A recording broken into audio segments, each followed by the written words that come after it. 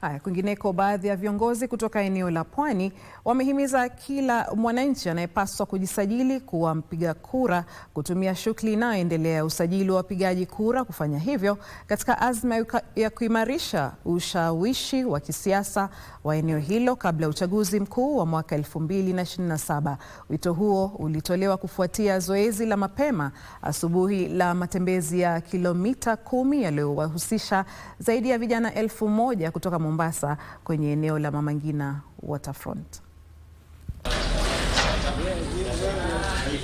Huku uchaguzi mkuu wa mwaka 2027 ukikaribia, kuna shinikizo jipya kutoka kwa wanasiasa kote nchini la kutaka kuzidisha idadi zao katika azma yao ya kupiga jeki ushawishi wa kisiasa.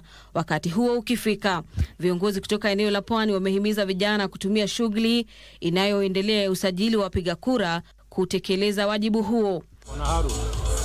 Viongozi hao walitumia zoezi la matembezi la kilomita 10 leo asubuhi kuhamasisha vijana kuhusu umuhimu wa kujisajili kwa upigaji kura, huku akiwahimiza wajiepushe na uraibu wa mihadarati. Na heshima yetu ni kura yetu.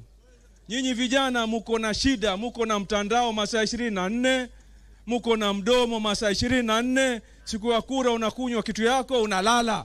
Hiyo ni ujinga. Tumeelewana? Na mimi naitwa Discipline. My agenda is one today. Register your vote as the Coast Region. Tumeelewana?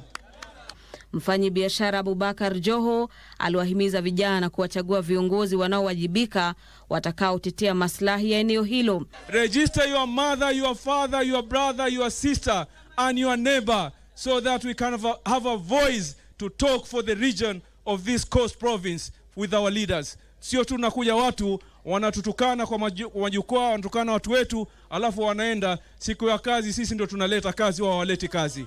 Matamshi hayo yalikaririwa na seneta wa Mombasa Mohamed Faki, ambaye kadhalika alitoa wito wa amani miongoni mwa jamii zinazoishi eneo hilo.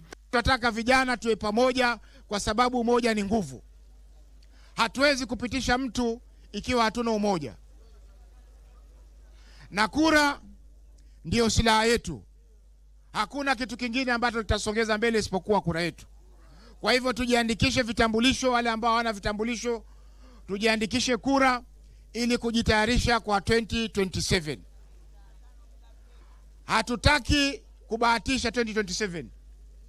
Tunataka tuwe na uhakika, na uhakika ni numbers. Ni muhimu kabisa tuchukueni kura, sio? Tuchukueni kura ili tujiendeleze sisi kama vijana. Kwa sababu uongozi wa leo ni vijana, sio? Kulingana na Tume ya Uchaguzi na Mipaka nchini ya IEBC, wakati wa uchaguzi mkuu wa mwaka 2022, kaunti ya Mombasa iliongoza eneo hilo huku ikiwa na wapiga kura 641,000, idadi ambao viongozi kutoka eneo hilo wako makini kuimarisha.